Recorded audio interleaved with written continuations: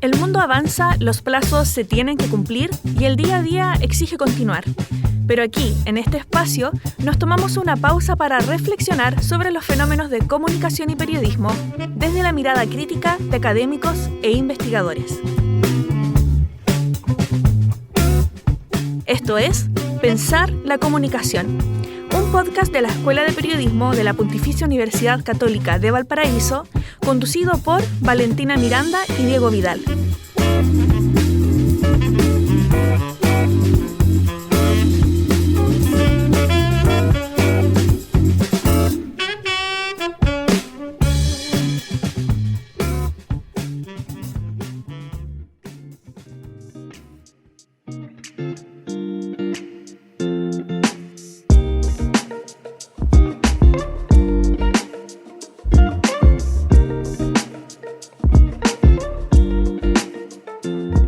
Sean todos y todas bienvenidas a la segunda temporada de Pensar la Comunicación, el podcast de la Escuela de Periodismo de la Pontificia Universidad Católica de Valparaíso. Yo soy Valentina Miranda.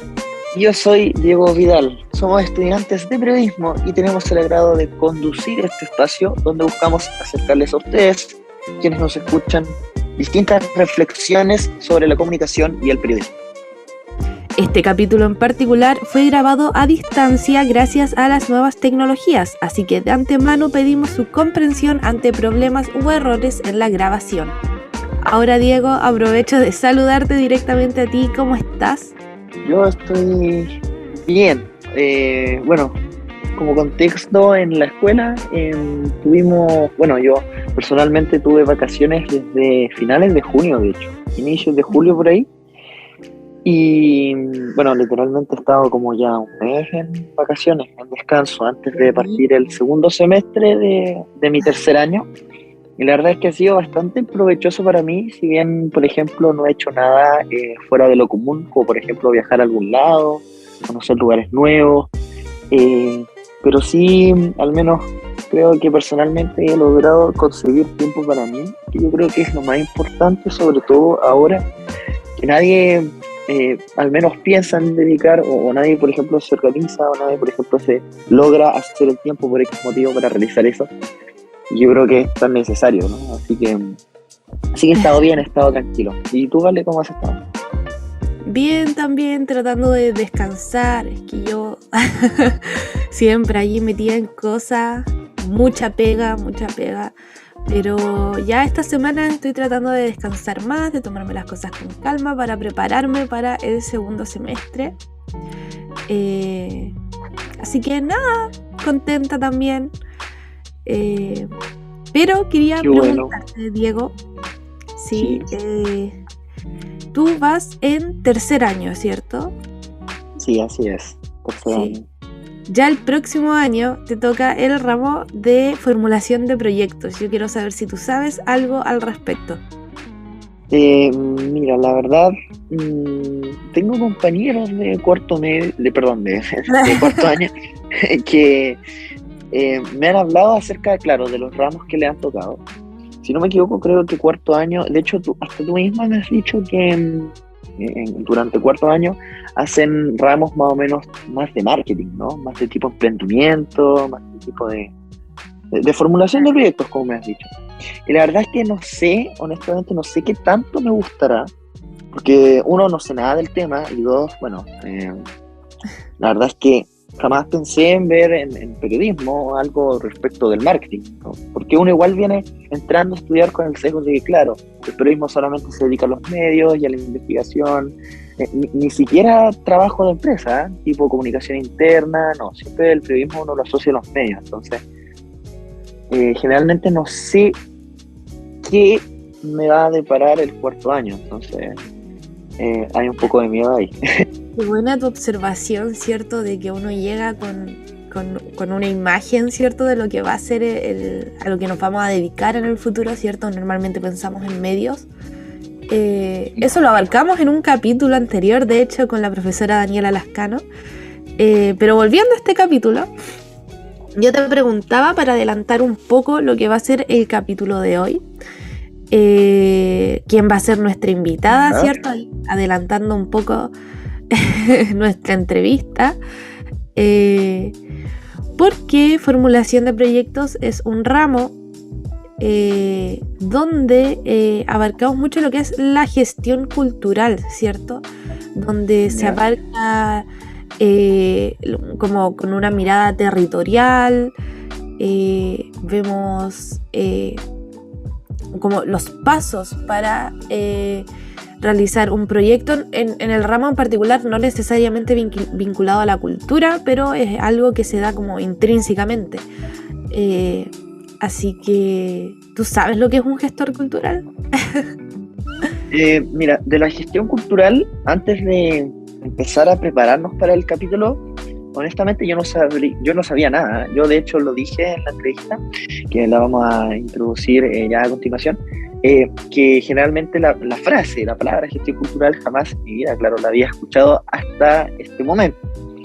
Y bueno, ahora que de a poco ya investigando un poco acerca del tema, alimentando el background, como se dice, que yo tenga entendido, según de todo lo que he recolectado y de todo lo que obviamente nos ha proveído nuestra editora general, gracias a Belito que está ahora con nosotros, que este tema de la gestión cultural, ¿no?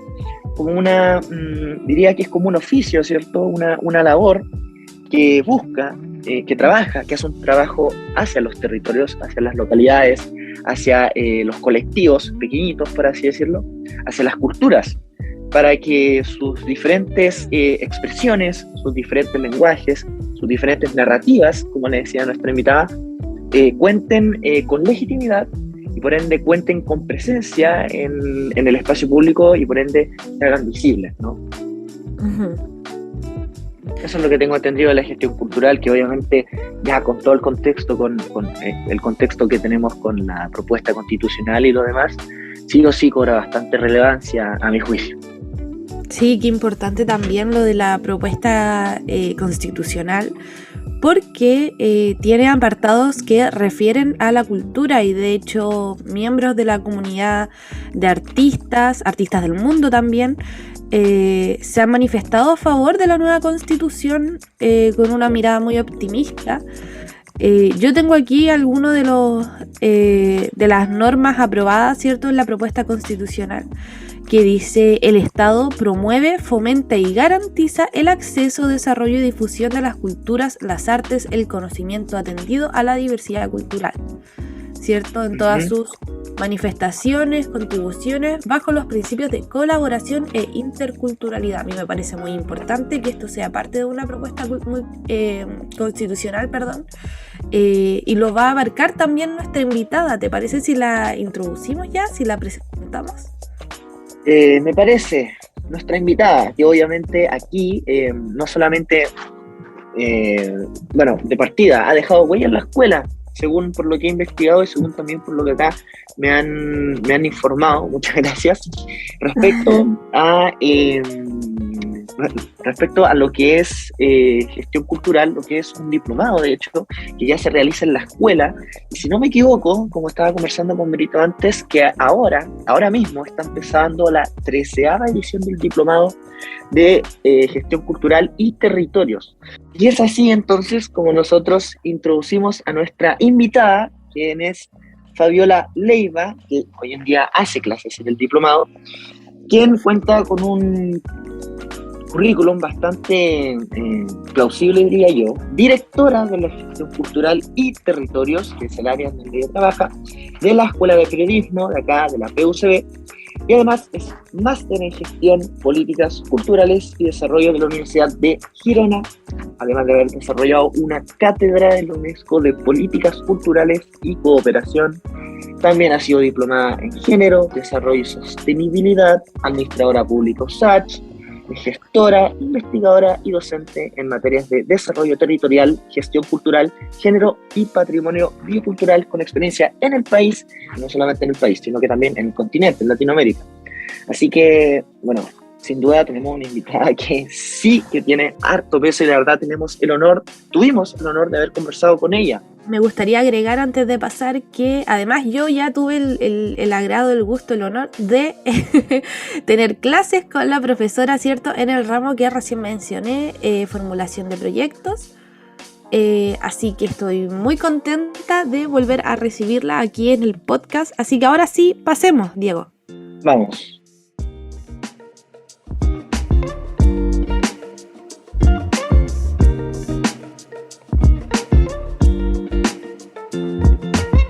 Bueno, primero que nada agradecer a la profesora Fabiola, ¿cierto?, por darse el tiempo de estar aquí con nosotros hoy día para responder nuestras preguntas, así que vamos a partir al tiro con eso. Yo quería partir relacionando lo que partimos conversando con Diego con el diplomado en gestión cultural que se imparte en nuestra universidad.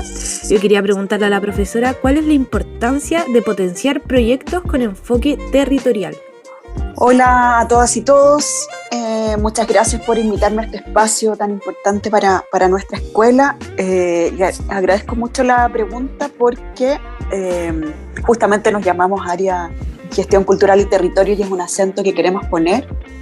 A ver, para responder esa pregunta, obviamente cuando hablamos de enfoque territorial ponemos el acento en el territorio y no es redundar, sino que es comprender, por lo tanto, ahí que lo que encontramos, por lo tanto, en él una serie de diversas interacciones y características particulares que necesitamos poner en valor cuando pensemos en gestionar acciones y proyectos. Por lo tanto, hablamos de diversas culturas, formas de vida, comunidades que necesitamos reconocer en esa diversidad y, por lo tanto, también necesitamos, como gestoras y gestores culturales, en este caso el diplomado, sacar a la luz también las potencialidades que tienen esas comunidades, sus formas de expresión, sus formas de vida y por lo tanto cómo también ellas se quieren expresar en este sistema social que compartimos y vivimos con todas las tensiones que ello tiene. Sí, de hecho creo que eso es algo igual que se potencia, o sea, no solo en el diplomado, sino también en las clases. Yo que he tenido el gusto de tener clases con la profesora Fabiola, puedo confirmar que el tema de los territorios, a lo mejor antes, hablando por mí, uno no lo toma tanto en consideración, pero luego entiende que los proyectos quizá a un alcance más local y territorial son incluso más importantes que proyectos a gran escala, y eso se aprecia mucho en la formación de nosotros los comunicadores. Sí, me gusta tu perspectiva en eso, Valentina. Creo que también cuando pensamos en enfoque territorial y lo comprendemos, aparece, por ejemplo, la unidad de trabajo de barrio muy activamente. O sea, y cuando nos pasa eso, y a ustedes les pasa en el curso de formulación de proyectos, que nos pone a nosotros también reconociéndonos en esa interacción, en ese espacio territorial que habitamos. Y eso es interesante. Ajá. Disculpa, Fabiola, disculpa. Bueno, yo quisiera reiterar también los agradecimientos de que hayas tenido la disposición de participar en una conversa bastante enriquecedora con nosotros. Y bueno, voy a ser sincero, este tema de la gestión cultural para mí es nuevísimo. De los 3 años que estoy en la carrera, primera vez solamente en este podcast, primera vez, gracias también a la Vero y a todos los que trabajan en este proyecto, es primera vez en mi vida que escucho la palabra gestión cultural y de territorio. Entonces, para mí es un tema bastante nuevo. Y bueno, no por eso es mucho menos importante. De hecho, nosotros sabemos de que aquí en Chile todo lo que es descentralización y todo lo que es concentración es lo que, bueno, una cosa predomina y la otra no, o sea, estamos claros. Y acorde a eso, sabemos de que entonces, bueno, supongo yo, de que hoy en día, entonces, no es muy fácil, o obviamente tiene su dificultad llevar proyectos de este tipo, de este calibre a cabo. Entonces mi pregunta quería consultarte de que cuáles son los principales impedimentos y o desafíos que hoy en día enfrentan estos proyectos culturales para poder culminar o poder llevar a cabo su realización. El principal desafío, diría yo, Diego, escuchándote, es, por ejemplo, que un desafío que se nos pone ahora por encima, especialmente dentro de la escuela, es contar también lo que hacemos. Mira que, claro, Valentina, que ya ha pasado por pasado por clases conmigo, ya sabe, conoce un poco más del tema, pero parece que tenemos un desafío de contar también de qué se trata esto, de gestionar desde las culturas, las artes, desde eso que llamamos las formas de vida de las comunidades también, de gestionar haceres y proyectos. Pero voy específicamente también a la pregunta. Esto pensaba que era un desafío interno. Mira, cuando se habla como de los desafíos de los proyectos culturales, yo pondría 3 acentos. Se habla mucho de financiamiento, se habla mucho de profesionalización, pero a mí me gusta hablar mucho de articulación también. Y parto por el financiamiento. Estaba en una época de una crisis súper compleja, y mucho se habla en el mundo de la gestión cultural o el mundo de la cultura, de que lo que nos falta es financiamiento para poder trabajar. Y eso sin duda es fundamental e importante. O sea, necesitamos un sistema de apoyo al sector cultural, al sector artístico, que cuente con mejores instrumentos y mucho más financiamiento. Pero también especialmente creo que necesitamos profesionalizar, y estamos en eso el diplomado, nuestro sector, fortalecer nuestras competencias, fortalecer nuestras capacidades, porque especialmente creo que necesitamos articularnos con otros sectores sociales y necesitamos tener la capacidad de usar una serie de instrumentos que existen institucionalmente hablando, ya no en el hacer solamente propio de la gestión de la cultura, sino que parándonos en el territorio, parándonos desde una mirada territorial, que existen para atender diversas problemáticas para que la cultura y las artes pueden ser fundamental. Ejemplo, los temas, ¿cierto?, de convivencia, los temas de visibilización de las culturas subalternas hoy día. O sea, hay muchos desafíos sociales a los que puede contribuir la cultura o la gestión de la cultura, y por ello yo pongo mucho en el acento de que uno de los principales desafíos nuestros es articularnos con otros sistemas sociales que nos pueden contribuir con financiamiento, por ejemplo, para poder trabajar mucho más. Entiendo. Y por ejemplo, no sé si, por ejemplo, podría decir algún canal o algún actor de financiamiento, por ejemplo, que le ha ayudado bastante a ustedes en la realización de sus labores. Por ejemplo, no sé, algún ente del Estado. Por ejemplo, eso me gustaría consultarle a usted. Por ejemplo, el Estado en sí, ¿hay algún aparato estatal que, por ejemplo, se interese acerca de gestión cultural? O, por ejemplo, se haya acercado a ustedes y haya tenido el interés de decir, disculpe, nos interesaría trabajar o financiar lo que ustedes hacen, es una labor súper honorable, nos gustaría que ustedes pudiesen acercarse a tales lugares. No sé cómo va eso. Mira, hay todo un ecosistema, llamamos, hay todo un ecosistema institucional y social que apoya las materias del sector cultural y para el que trabaja la gestión de proyectos culturales. Y hay un Ministerio de las Culturas y las Artes y el Patrimonio, y los patrimonios, que tiene por lo tanto diversas instancias, o sea, diversas herramientas a las que pueden concurrir quienes trabajamos en proyectos culturales. Y son sistemas de financiamiento, muchos de ellos lamentablemente concursables, pero también hay sistemas de financiamiento que están permitiendo hoy día sostener proyectos de mejor, mediano y largo plazo. Pero lo importante es que, habiendo una institución cultural que tiene posibilidades de apoyar diversos proyectos culturales, a los que en realidad uno va a buscar el apoyo, y a veces también la institucionalidad viene a buscarte porque le parece muy relevante el trabajo que estás desarrollando, y le pasa a mucha gente en los territorios de eso.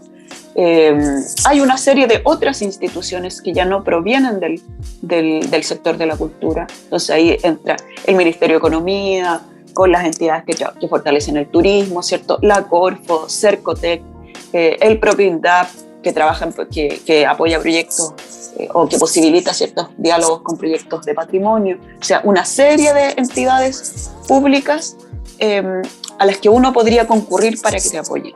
Pero también, y volviendo al enfoque territorial, hay una serie de instituciones no nacionales solamente, sino que hay un ecosistema de trabajo territorial, donde están los municipios, por ejemplo, y los gobiernos regionales, y uno puede concurrir a ellos también con el rol público que les corresponde, y se puede trabajar con ellos.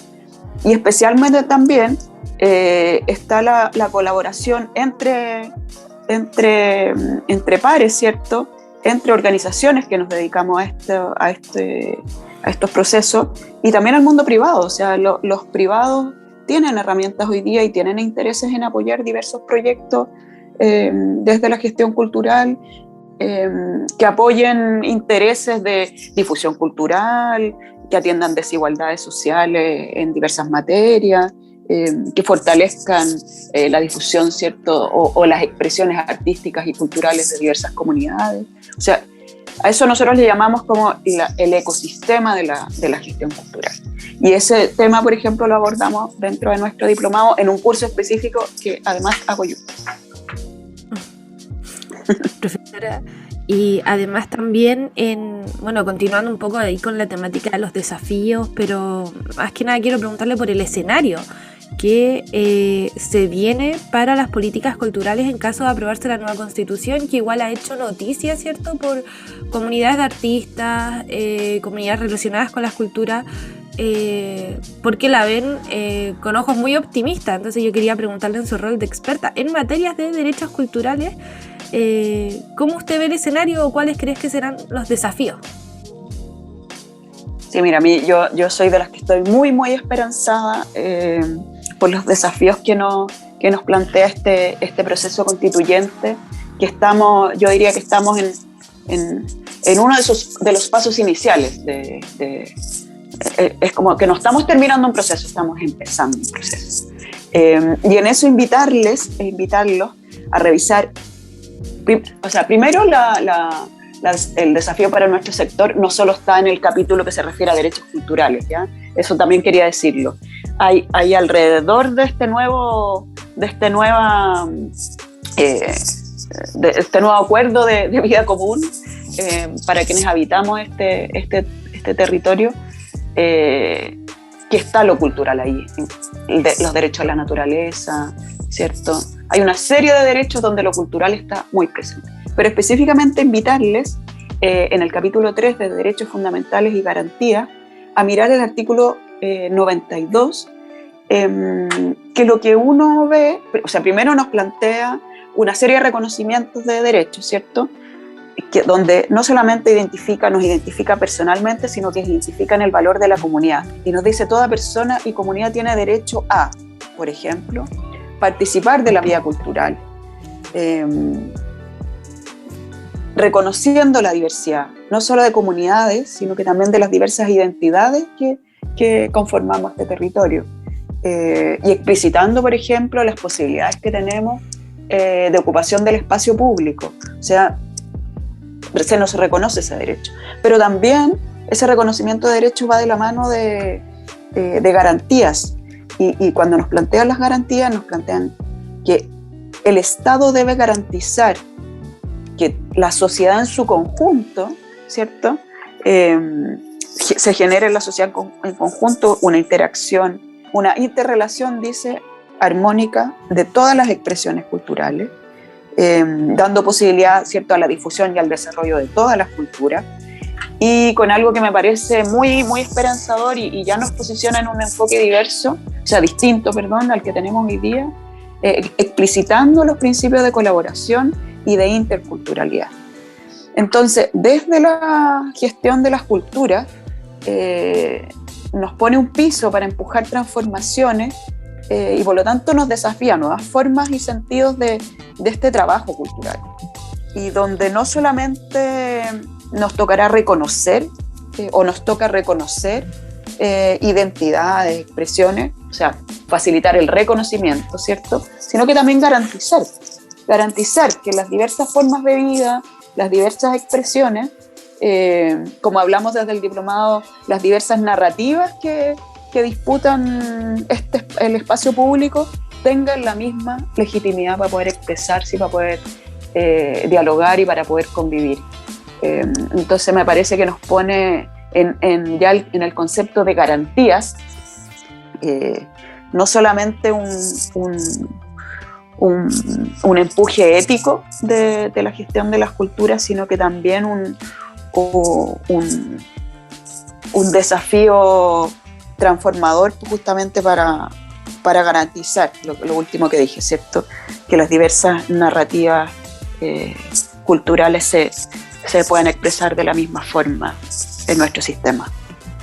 Claro, qué importante. Siento que incluso en el imaginario colectivo muchas veces no nos damos cuenta de lo importante que es la gestión cultural para las propias comunidades, como la forma en que siempre están relacionadas con nosotros, la forma en que nos benefician, ¿cierto? Siento que se le ponga el énfasis ahora en este proceso constitucional es muy alentador. A mí me pone muy optimista, de hecho. Sí, yo comparto contigo, soy de los optimistas. Sí, de hecho, eso quería destacar, ¿no? Que yo, bueno, obviamente para entrar de lleno y realizar, poder desarrollar bien el material de este capítulo, nos hemos documentado con lo que es esta materia sobre gestión cultural, y a mí me gusta mucho es verla como, claro, la materia en donde busca no solamente ver los derechos culturales en el punto de vista de lo jurídico, sino que también en el punto de vista de los ejercicios. Y es por eso de que yo, más o menos como lo veo, en mi punto de vista, la gestión cultural es un trabajo bastante complicado, en el sentido de que, claro, tiene que canalizar, ¿cierto?, todas estas narrativas distintas. Y bueno, ahí está la labor de los comunicadores, ¿no? Ser el canal para darle esa voz en el espacio público y por ende puedan visibilizarse. Y es por eso de que también la gestión cultural es un trabajo de campo muy interdisciplinario. O sea, no solamente agrupa comunicadores, sino que también a personas de distintas disciplinas. Entonces ahí, Fabiola, te quería preguntar si tú ves, por ejemplo, esta interdisciplinariedad, si se puede decir así, como algo que hace el trabajo más fácil o algo como igual que hace el trabajo un poco más complicado, ¿no? Porque, claro, trabajas con distintas narrativas y también tratas con profesionales de distintas áreas. Entonces, me gustaría que me dijeras cómo lo ves tú respecto a eso. No, yo creo que la interdisciplinariedad y que con el que ha tenido como clases, las que han tenido clases conmigo, me parece que es una riqueza y una nutrición hoy día fundamental. O sea, no nos sirve atender intereses, problemáticas, desafíos, y digo así porque a veces uno no solamente son intereses sociales, a veces hay intereses particulares a poner, no sé, el mundo del emprendimiento, ¿cierto? Tiene intereses particulares que poner a servicios, bienes en circulación, y hacer eso desde el valor de la diferencia, desde las diversas capacidades que tenemos cuando nos hemos tenido la posibilidad de formarnos disciplinarmente. Me parece que es una riqueza nomás, y es una nutrición. Yo cada vez cuando formo equipos, o sea, hoy día necesitamos formar equipos interdisciplinarios, trabajar entre iguales. No, en el fondo me parece que, bueno, nutre el trabajo, lo nutre absolutamente y lo enriquece. Las diversas visiones que vienen del estudio tan disciplinar que tenemos, así como tenemos una formación muy, muy disciplinar, y por lo tanto hoy día el mundo del trabajo y los desafíos sociales que tenemos nos exige la interacción disciplinar. Por eso en la gestión de la cultura trabajan artistas, ¿cierto? Pero también disciplinarmente pueden trabajar geógrafos. Yo soy administradora pública de formación inicial, periodista, ¿cierto? Sociólogos, antropólogos. O sea, hay una diversidad de disciplinas que concurren a este sector. Claro. Y la pregunta de Diego yo creo que también va bien relacionada con la pregunta del público que llegó para este capítulo en específico, que le envió María Paz Gálvez, y pregunta, desde su experiencia, ¿cómo aportan los periodistas al área de la gestión cultural? Porque claro, como estábamos conversando recién, todos los profesionales de distintas áreas aportan un poquito, un granito, ¿cierto? ¿Cuál es ese granito de los periodistas, de los comunicadores?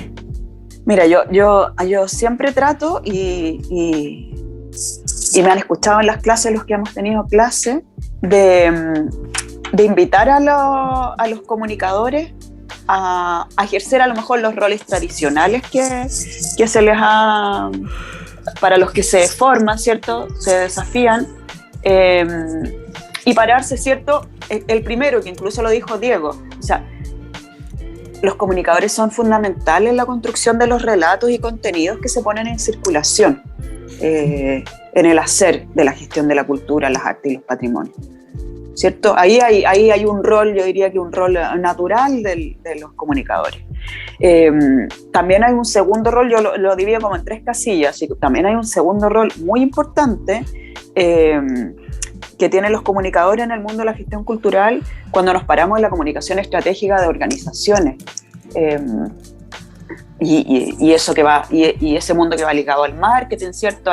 Al posicionar ya no solamente un relato específico de una actividad, de un proyecto, sino que a conectar la institución en la que estoy trabajando, la organización de diversa escala o tamaño, con el ecosistema social, creativo, e incluso con otros ecosistemas de trabajo, y por lo tanto el punto de la comunicación estratégica de organizaciones a mí me parece muy, muy importante.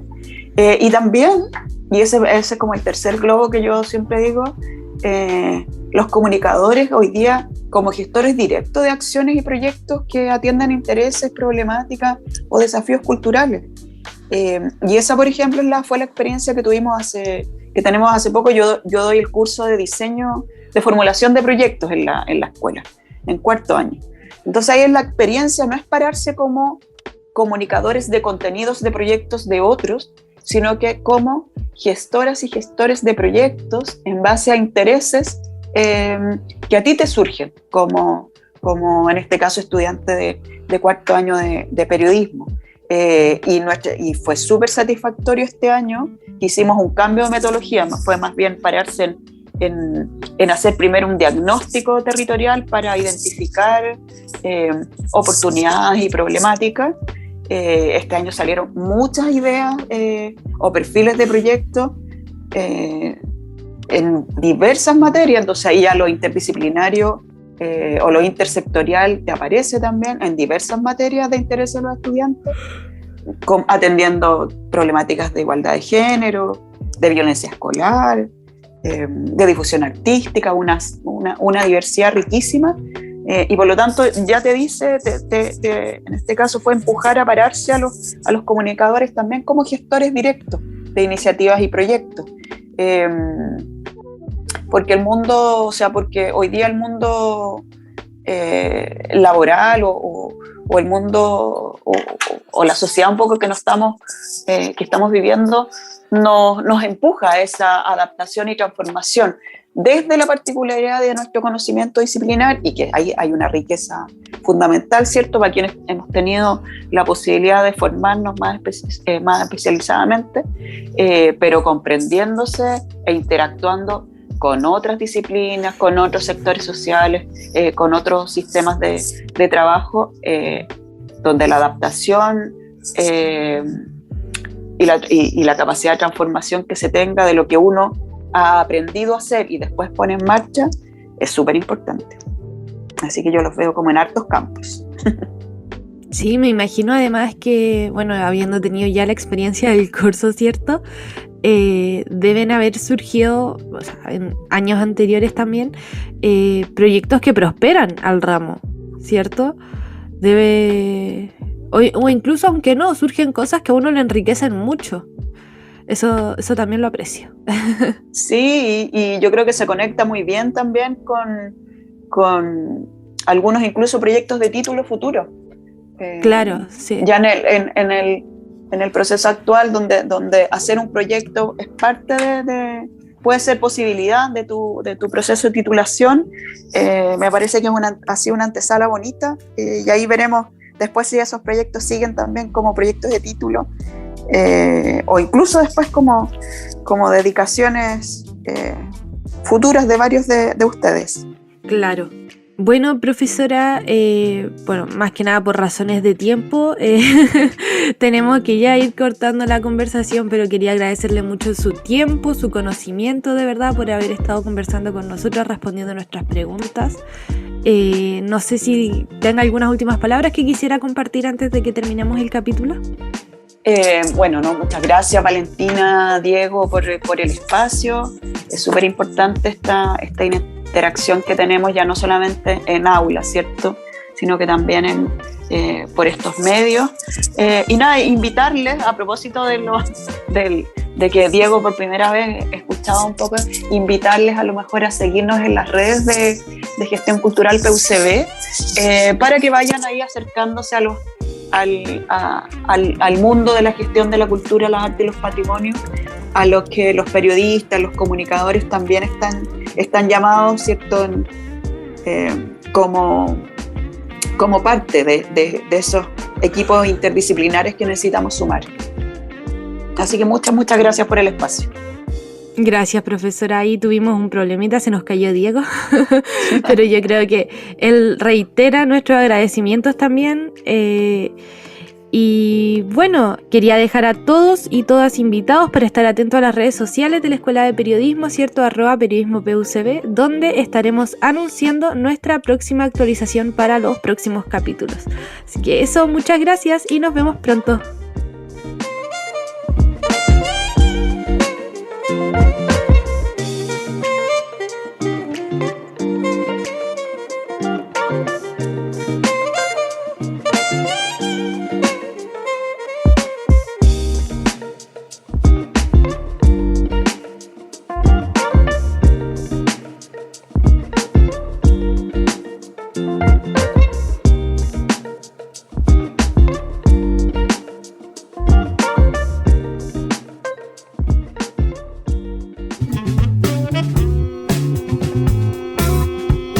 Síguenos en nuestras redes sociales y continuemos la conversación. Conéctate con Valentina Miranda y Diego Vidal en un próximo episodio de Pensar la Comunicación, un podcast de la Escuela de Periodismo de la Pontificia Universidad Católica de Valparaíso.